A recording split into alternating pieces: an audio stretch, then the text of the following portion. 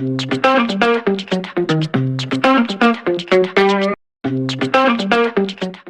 Friends, ఇవాళ చల్లి అన్నం చేస్తున్నానండి. తర్వాణి అన్నం పూర్వం చేసి సద్దన్నం అని చాలా మంచిది పిల్లలకి. అయితే ఇవాళ తింటలేదు, సంబర్ అయితే చాలా మంచిది ఇది. ఇక నేను అన్నం ఇలా ఉడకబెడుతున్నాను. ఇది గంజి వార్చుకోవాలి. ముందు అన్నం ఇలా బయట ఉడకబెట్టుకోవాలి. ఇది గంజి తీసుకోవాలి. ఇలా ఉడికిపోయింది అన్నం, నేను గంజి వారుస్తాను. పొయ్యి పని చేసుకుని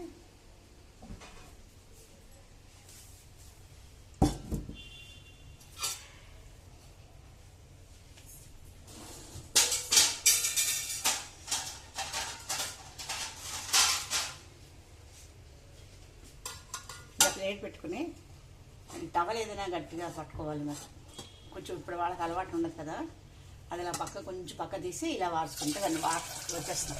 ఇదే కదండి గంజి అంటాం. ఇది గంజి, ఇది వేయాలి తర్వాణి అన్నంలో. అందుకే చలవ చేస్తుంది, చాలా చురుగ్గా పనిచేస్తాయండి ఇంట్లో అన్ని నాణాలు అన్నీ.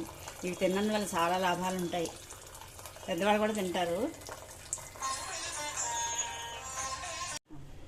ఆ గంజి వాసుకున్నాను. ఇంత సాల్ట్ వేస్తాను, స్పూను. దాంట్లో దబ్బాకులు ఉంటాయి కదా, దెబ్బ చెట్టు ఆకులు, అవి ఇలా కట్టేసుకుంటే వాసన చాలా బాగుంటుంది. దబ్బాకులు అలా వేసుకోవాలి. ఒక నిమ్మకాయ పెట్టుకుంటాను, చిన్న చిన్న పులుపు వస్తుంది కూడా కొంచెం. ఒక్క డిప్పదాలు ఇలా అన్నం వేసుకుంటాం. ఇలా ఎక్కువ వద్దంటే కొంచెం వేసుకోవచ్చు, మనకి ఎంత కావాలో అంత వేసుకోవాలి.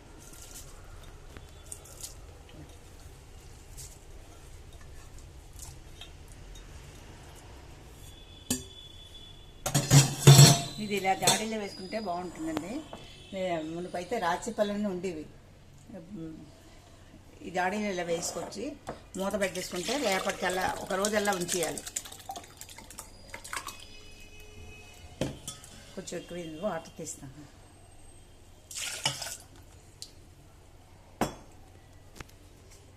గ్లాస్ మజ్జిగ వస్తున్నాను, చిన్న గ్లాస్ అని. ఇది మనం కొంచెం గరిటె పెట్టి కలిపిస్తున్నాం సార్. ఇలా గరిటె పెట్టి కలిపిస్తున్నాయి, మూత పెట్టిస్తాను. ఇది ఇలా ఈ విధంగా ఉంటుంది.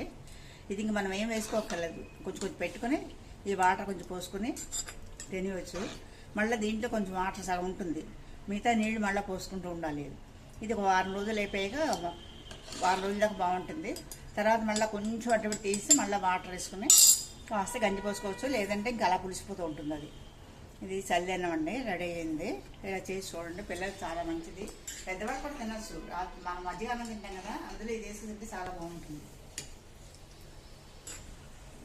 చల్లి అన్నం అంటున్నారు ఇప్పుడు, తర్వాణి అన్నం అన్నం, రెండింట్లో ఏదన్నా పర్వాలేదు. ఇలా పెట్టుకుని మూత పెట్టుకుని ఉంచుకోవాలి. ఒక రోజల్లా అయిపోయాక రెండో రోజు చాలా బాగుంటుంది ఇది.